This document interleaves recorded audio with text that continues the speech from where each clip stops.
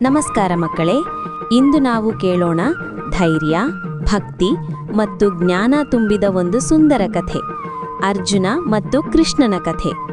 ಭಗವದ್ಗೀತೆಯ 10ನೇ ಅಧ್ಯಾಯ. ಇಲ್ಲಿ ಶ್ರೀಕೃಷ್ಣನು ಅರ್ಜುನನಿಗೆ ವಿಭೂತಿ ಮಹಿಮೆ ಬಗ್ಗೆ ಹೇಳಿದ್ರು.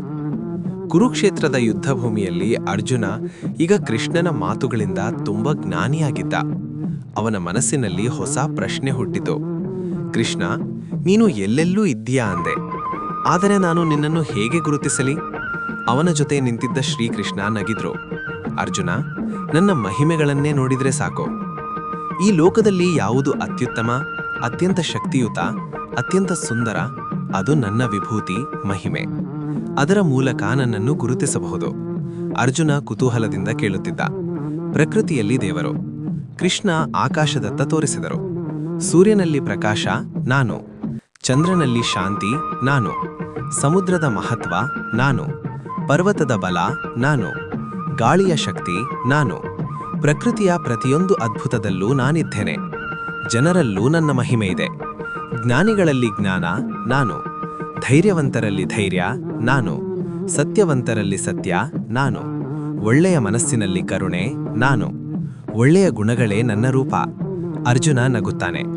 ಹಾಗಾದ್ರೆ ಒಳ್ಳೆಯವರೆಲ್ಲ ನೀನೇ ಅಲ್ವಾ? ಹೌದು ಅರ್ಜುನ. ಪ್ರಾಣಿಗಳಲ್ಲೂ ದೇವರು. ಸಿಂಹದ ಧೈರ್ಯ, ಗರುಡನ ವೇಗ, ಆನೆಯ ಬಲ, ಹಂಸದ ಸೌಂದರ್ಯ, ಎಲ್ಲಾ ಶ್ರೇಷ್ಠ ಗುಣಗಳು ನನ್ನದೇ. ಸರಳ ಉದಾಹರಣೆ. ಕೃಷ್ಣ ಹೇಳಿದ್ರು, ಒಂದು ದೊಡ್ಡ ಮರ ನೋಡಿದಾಗ ಇದು ದೇವರ ಶಕ್ತಿ ಅಂದುಕೋ. ಒಂದು ಒಳ್ಳೆಯ ಶಿಕ್ಷಕ ನೋಡಿದಾಗ ಇದು ದೇವರ ಜ್ಞಾನ ಅಂದುಕೋ. ಒಬ್ಬ ಒಳ್ಳೆಯ ಸ್ನೇಹಿತ ಸಿಕ್ಕಾಗ ಇದು ದೇವರ ಪ್ರೀತಿ ಅಂದುಕೋ. ಏಕೆ ಹೇಳುತ್ತಿದ್ದೇನೆ? ಅರ್ಜುನ, ನನ್ನನ್ನು ಕಾಣಲು ದೇವಸ್ಥಾನಕ್ಕೆ ಮಾತ್ರ ಹೋಗಬೇಕಿಲ್ಲ. ಪ್ರಕೃತಿಯಲ್ಲಿ, ಜನರಲ್ಲಿ, ಒಳ್ಳೆಯ ಗುಣಗಳಲ್ಲಿ ಎಲ್ಲೆಲ್ಲೂ ನನ್ನನ್ನೇ ಕಾಣಬಹುದು. ಮಕ್ಕಳಿಗೆ ಸರಳ ಆಟ. ಸೂರ್ಯ ನೋಡಿದರೆ ದೇವರು, ಹೂ ನೋಡಿದರೆ ದೇವರು, ಒಳ್ಳೆಯ ಸ್ನೇಹಿತ ದೇವರು, ಸಹಾಯ ಮಾಡಿದ್ರೆ ದೇವರು ಸಂತೋಷ. ಹೀಗೆ ಯೋಚಿಸಿದ್ರೆ ಜೀವನವೇ ಸಂತೋಷ. ಅರ್ಜುನನ ಬದಲಾವಣೆ. ಅರ್ಜುನನ ಕಣ್ಣು ಮಿನುಗಿತು.